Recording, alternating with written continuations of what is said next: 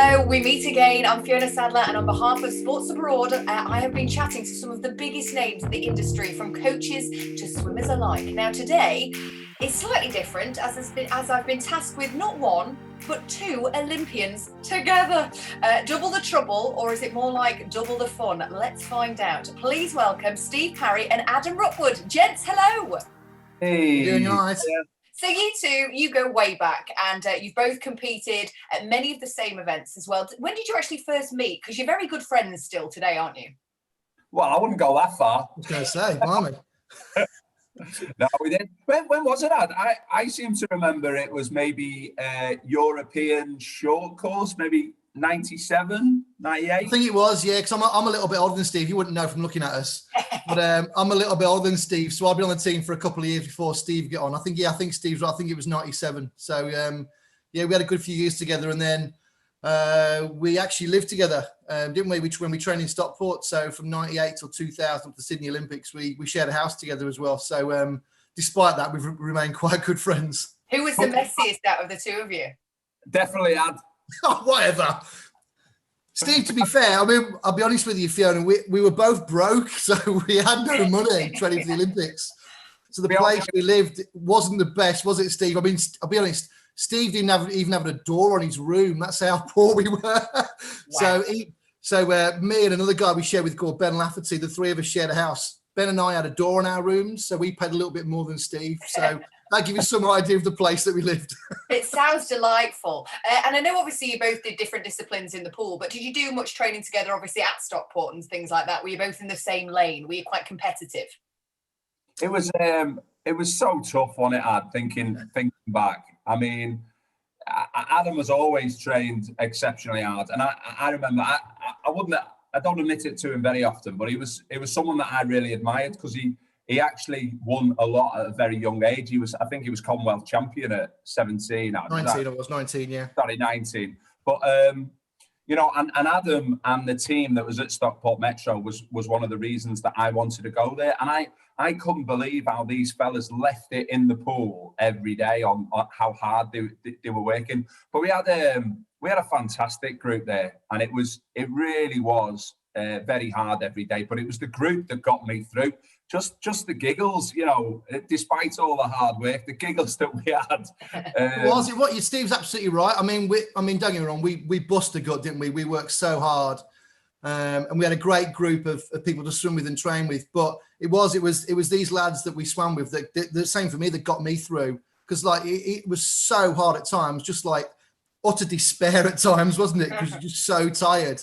But it was just the crack with the lads which got us through, what kept us going, wasn't it? Yeah. So would you say that it was Adam that was the most competitive then? Were you more of a relaxed swimmer, Steve, but just kind of naturally gifted?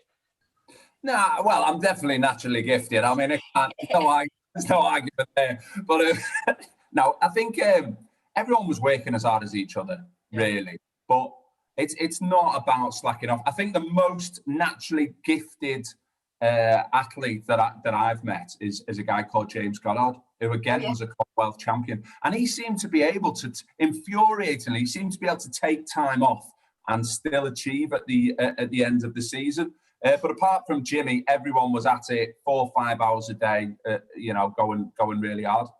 And you obviously swapped the delights of Stockport and chose to move to America, didn't you, Steve? Was that instrumental in your success, do you think?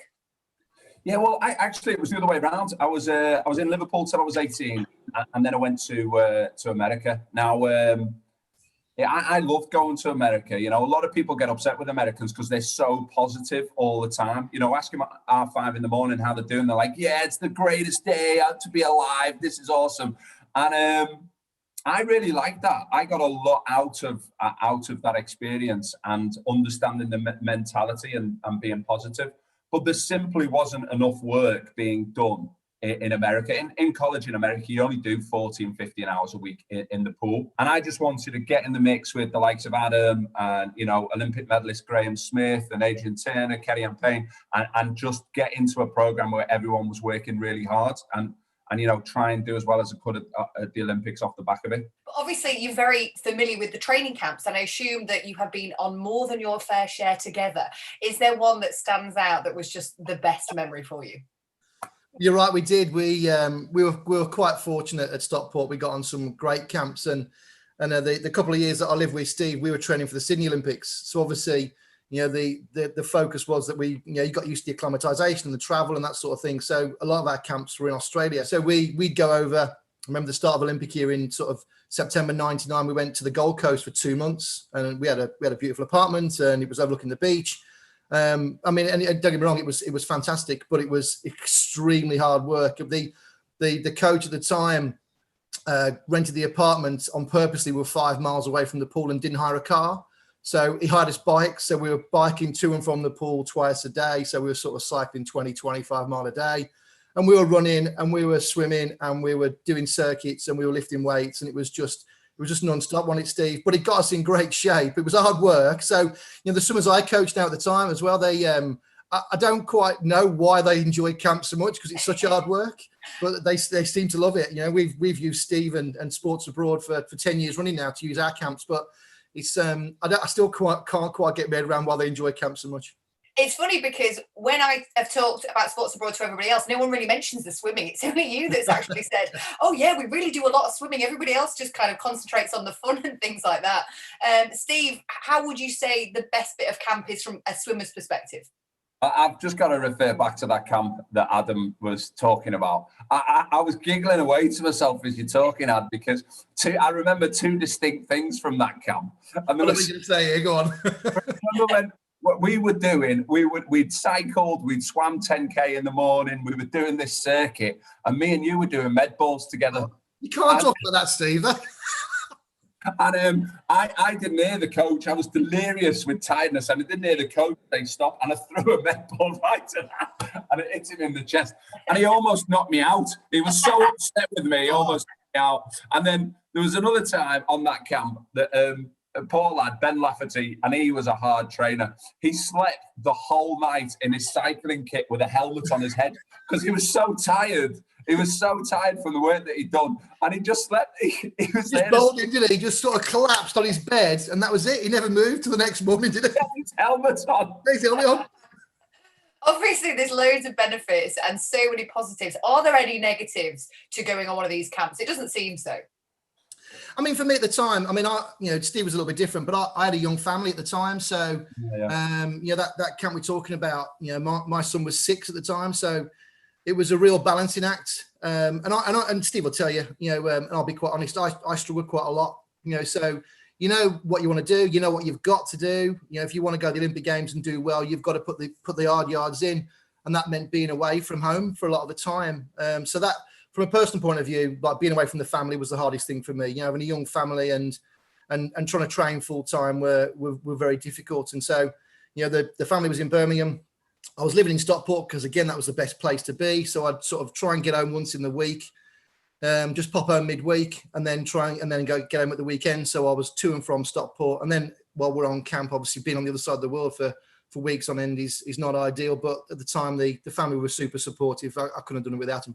Oh, that sounds so nice. And I just love the fact that you have said that Stockport was the best place to be. That never gets brought up anyway, does it? Stockport, yeah, it's a great place. But obviously, Adam, you're a coach now. You said that you take your swimmers and use Sports Abroad pretty much going every year. Is that one of the highlights in the calendar for your athletes? Do they all look forward to it? Yeah, it is. It's. I mean, the guys I coach are a little bit underneath the level that Steve and I swam at, but they're all sort of like British national standard, and we've got a couple of junior internationals. They and they love the camp, so we can't go away for like an extended period of time, and we try and plan it around half-term holidays and that sort of thing. But it's a chance for them to get away, forget about school, forget about life, and just concentrate on their swimming and just chase their dreams for sort of 7 or 10 days. Bit of sun on their back and focus on nothing else.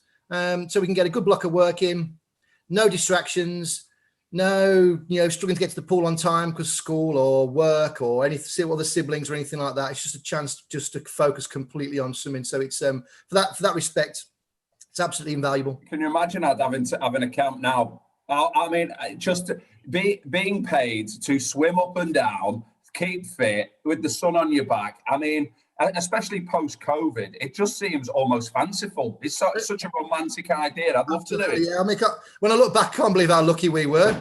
You never appreciate the time, do you? But look back now, I'm like, good grief, we had it good, didn't we?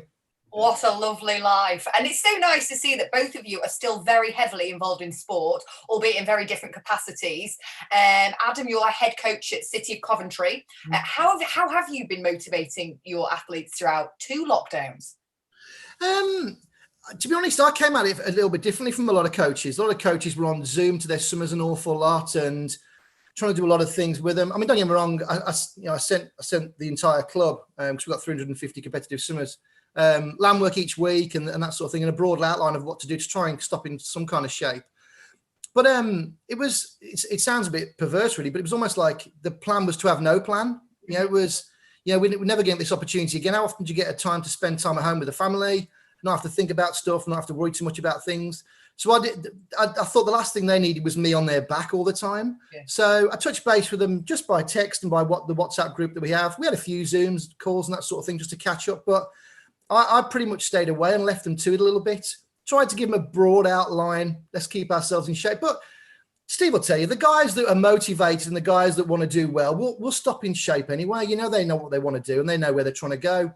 So no matter how much badgering they're going to get from the coach, wouldn't make much difference. I was quite fortunate. The elite group that I coach, they all kept themselves in pretty good shape. So when we came back at the end of July, they were, relatively good to go. By the end of August, beginning of September, they were back in decent shape. So it wasn't, and this time, this lockdown, again, just give them a broad outline, maybe the odd Zoom call, but just leave them to their own device a little bit, give them some time and space away. Imagine how good they'd be had with a good coach. Mate, don't say that too loud, eh?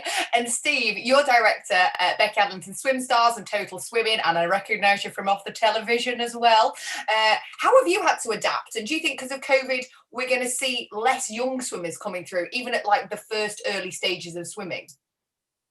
Yeah, it's a real problem. I've been doing a lot of work with Swim England and Sport England in relation to the fact that we're going to lose a lot of pool stock. So, it is very concerning that we could lose 10 to 15% of pools in the UK. There's only 5,000 pools in the UK, and we're definitely going to see pools disappear. There's already been 200 pools that haven't reopened after COVID. And I think it is an issue, not just an issue for our sports clubs and also for the health of the nation. It's the most popular sport in the country, but also for our, kids that are learning to swim as well.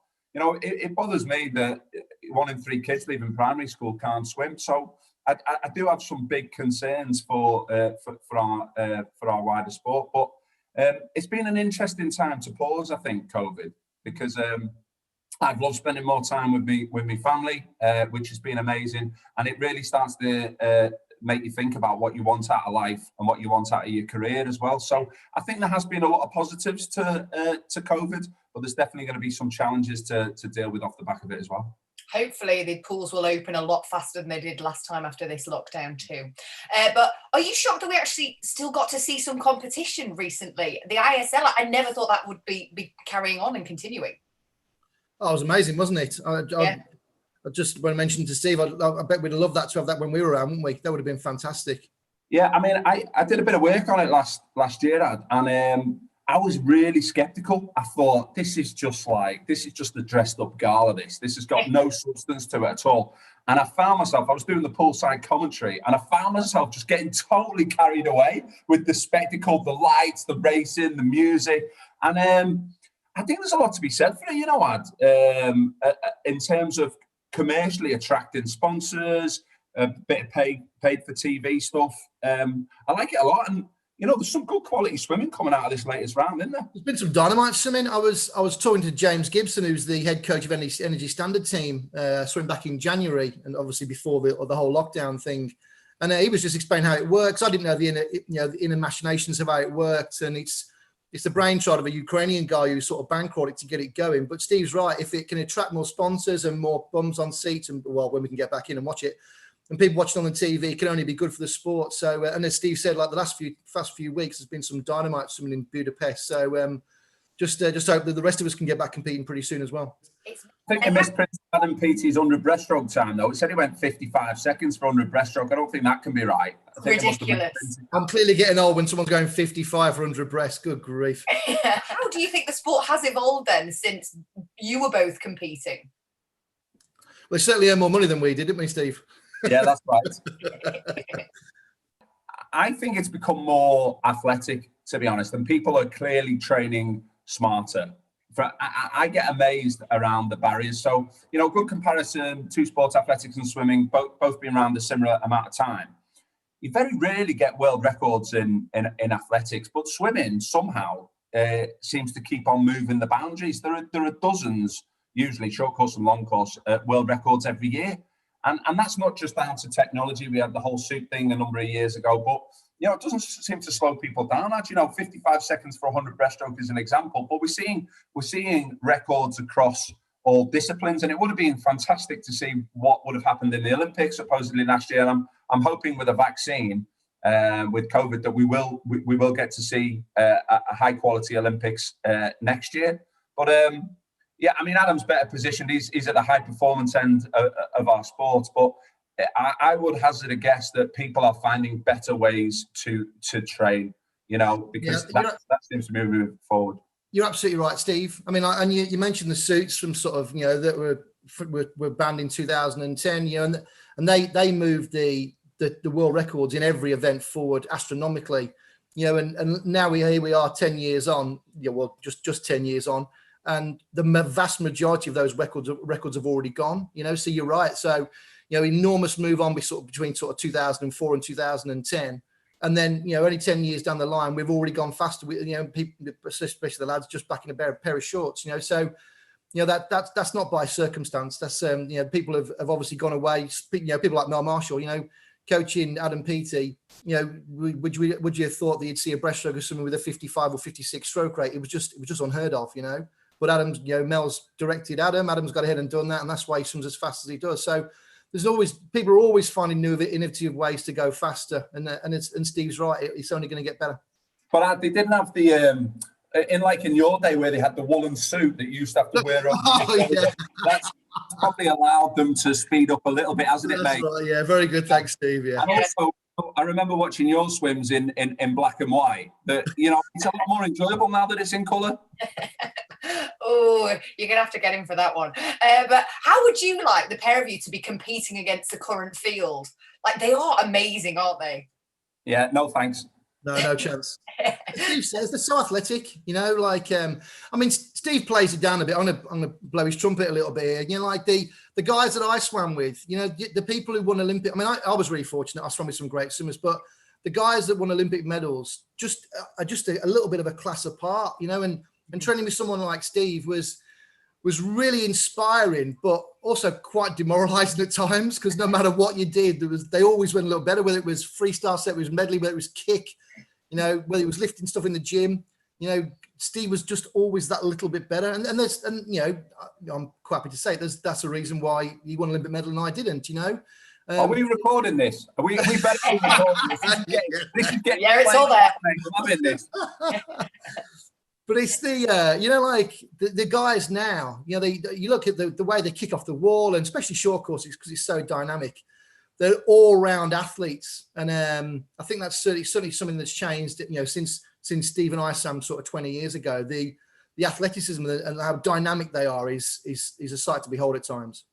There's a romanticism though from some of the people in our era though, you know, whether that be Ian Thorpe or Michael Phelps, you know, they are people that have really pushed boundaries that we were trying to keep up with at the time. And then, like, you know, you're looking at the likes of PT or Caleb Dressel, or the Campbell sisters in Australia, that we're seeing the legends forming, you know, in front of our eyes. But, you know, having raced Phelps a number of times, I don't think there'll ever be anyone quite like him again. He seemed to be able to do everything, didn't he? But he dominated. you know, such is the quality and caliber of swimmers now, it seems harder for them to dominate across multiple disciplines. Yeah, I agree. The only one that's even remotely near him would be someone like Caleb Dressel. What's that? You know, there's swimmers at the weekend when he swam 49 for 100 IM, and I just sat there with my mouth open. I'm like, he just gone 49 with the length of breaststroke. It just seems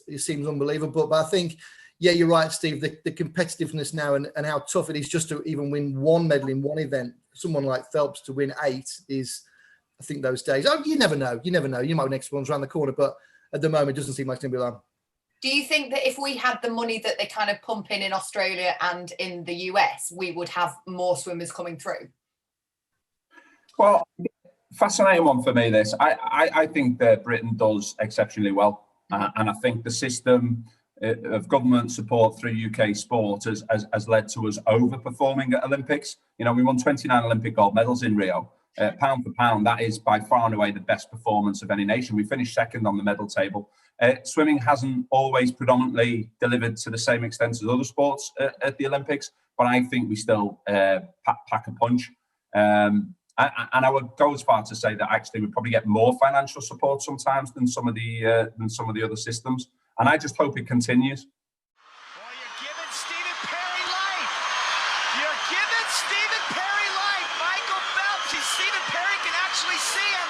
And Michael Phelps. You've both obviously been to the Olympics. Is that your career highlight for the pair of you? The older I get, I'm proud of what I achieved in the pool, but all my friends and the people that I surround myself with have come from a swimming background. And it's not just I like them because they're swimmers. I like them because of who they are and their mindset and the positive people to be around. And absolutely everyone that I swam with have gone on to be successful in their chosen field. You know, whether that's selling insurance or oil or top swimming coaches in the country. And a lot of them are godparents to my kids. I got a lot of kids, so I need a lot of godparents, right? I got 4 kids, so... And I just, I'm actually more grateful. This sounds cheesy, but I'm getting to, over 40 now, and you start to reflect on life. I'm more grateful for those shared experiences, for the relationships that Adam and I built up while we were on camp, being away with people and having a laugh. And I still reminisce now. You know, it could be an evening, I'll start laughing my head off, and my wife's like, I'm like, oh, I just remember Ben Lafferty falling asleep with his helmet on the Gold Coast. She's like, you're weird. Like, what's she telling? But yeah, so it's not a medal for me. It's being educated in America and the shared experiences that I had with people. It is. It's the shared experiences. It's the friendship and the those friendships formed. And Steve's right. Yeah, my circle of friends are all people that I've met and involved with through swimming. So it's those sort of things. It's not so much the biggest performance, like as Steve says, not perhaps his Olympic medal as brilliant as that was, or my Commonwealth gold medal. It was those wonderful experiences that you share with someone else and the friendships formed. That sounds cheesy, doesn't it? Good God, you better cut that bit out. I like the fact that neither of you Commonwealth gold medal was the best one. I like the fact that neither of you said, yeah, well, we married swimmers as well. That's nice, isn't it? It's friendships and wives for life. But on those high notes, we're going to move on to our final 5 meters, which is all about a strong finish, pushing through to the end. So I've got 5 questions to answer. I'd like you both to give me a response. Are you ready, lads? Yep. Yeah. Okay, I know that you weren't freestyle swimmers, but who would win a 50-meter freestyle race now out of the pair of you? Steve. Unanimous. Did either of you have any pre-race rituals or lucky charms or anything that you had to have with you when you were racing? I had a little ritual before I got in the pool, which all the lads used to copy and mimic and take the mick out of. But yeah, so what was it? Swinging your arms and swing my arms, absolutely, yeah, like just a little ritual. So it was like Tarzan. It's very unhygienic, but I had better be careful, my wife's in the other room. I had a girlfriend at the time who gave me a pair of socks, and I thought they were lucky socks, and I'd wear them every week for a week before my race. Sounds revolting. So what is the best thing then, guys, that swimming has taught you? That's a good one. Go on, Steve, you go first so we can think about it. Resilience. Time management. Wow. I need to brush up on that one. How did you both celebrate then after your Commonwealth and your Olympic wins? I shouldn't really say this, but I got so drunk they wouldn't even let me to the Commonwealth Village. I'm not going to lie to you. The swim finished. It was after we'd all done. But I remember my roommate at the time, Jamie, sort of having to carry him back through, and the security guards wouldn't let me in because I was that bad. So yeah, I celebrated well. Hard. Yeah. I also celebrated, but the immediately after the race, I got out of the pool in Athens, and I did a little dance, and it was captured on telly, and it's often played out to embarrass me. But I broke out into this dance on the side of the pool in front of 16,000 people at the Olympic pool, so that was a bit embarrassing. But I was happy.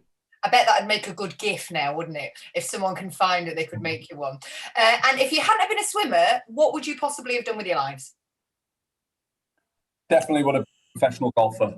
It's just a hidden talent that I've never managed to nurture. Yeah, and I've seen him play golf. Believe me, he wouldn't have been. He might not have been a very good professional golfer. He was that. As a golfer, he makes a very, very good swimmer. I don't know, to be honest. Honestly, I never thought about it. I genuinely never thought about it. It would have always been someone in sport. And I know this is the sixth question, but just out of interest, do you have any really good dirt on Sports Abroad, Stephen Mellor? I mean, it won't go any further, I promise.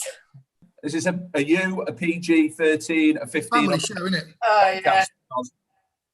Is he as quiet and as kind of introverted as he sometimes makes out that he is? Absolutely not. Not a chance, no. We'll do the rest off camera, won't we? Well, I have absolutely loved chatting to you both. I'm in awe of both of your careers. Thank you so much for taking the time out to spend it with me today. Appreciate your time. Thanks very much indeed. Adam and Steve, thank you.